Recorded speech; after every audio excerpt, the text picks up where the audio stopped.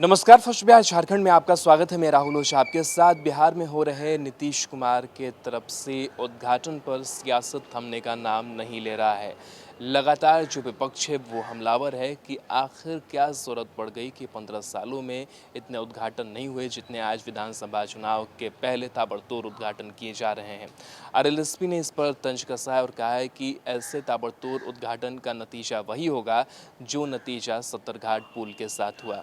साथ ही साथ आरएलएसपी के प्रवक्ता हैं अभिषेक झा, उन्होंने स्पष्ट रूप से कहा कि कई जो रिपोर्ट है वो सामने आती है और बिहार की खामियों को बताती है कि कहाँ कहाँ नीतीश सरकार जो है वो फेल हुई है। नीति आयोग रिपोर्ट की बात कर ले, चाहे और भी कई जो डेटा को खंगाल कर देखे तो। साथ ही साथ उन्होंने बाढ़, कोरोना की विपदा पर भी अपनी जो राय है वो रखी है और कहा है कि सरकार हर मोर्चे पर फेल नजर आ रही है। उन्होंने कहा है कि कोरोना संक्रमण जांच के लिए भले टेस्टिंग की संख्या ज़रूर बढ़ी हो, लेकिन लगातार जिस तरीके से कोरोना मरीजों के लिए बेड उपलब्ध नहीं हो पा रहे हैं, जो बदहाली है अस्पतालों की वो देखी जा रही है।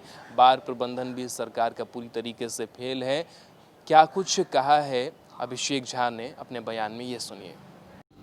बिहार में चुनाव से पहले हजारों करोड़ की परियोजनाओं का आनन फानन में शिलान्यास और उद्घाटन किया जा रहा है। इतने आनन फानन में जिन परियोजनाओं का उद्घाटन किया जा रहा है, कहीं ऐसा ना हो कि इनकी स्थिति सत्तरघाट पुल जैसी ही हो जाए और बिहार सरकार की फिर से थू-थू। लेकिन इन लोगों को फर्क ही क्या पड़ेगा। इन लोगों के लिए सबसे जरूरी कोई चीज है, कोई मुद्दा है तो वह है चुनाव समय पर होने चाहिए। इनका फायदा कैसे हो पाए, यही इनकी सबसे बड़ी प्राथमिकता होती है। हम सब जानते हैं कि पहले ही बिहार पूरे देश में बीमारू राज्य के रूप में जाना जाता था। आप किसी भी इंडेक्स की बात कर लें, नीति आयोग की रिपोर्ट की बात कर लें, हर स्तर पर बिहार पहले से ही इतना पिछड़ा हुआ था। शिक्षा, स्वास्थ्य, रोजगार, सबकी स्थिति बिहार में कितनी बदतर पहले से ही थी और इन सब के बीच अब बिहार के ऊपर फिर से दोहरी मार लग रही है।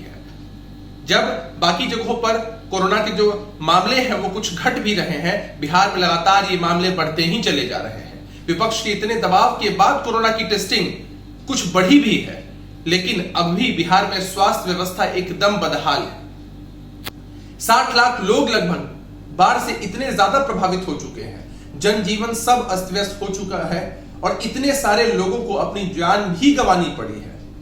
इस दोहरी मार के बीच बिहार सरकार की प्रायोरिटी अभी भी चुनाव और उनका फायदा ही।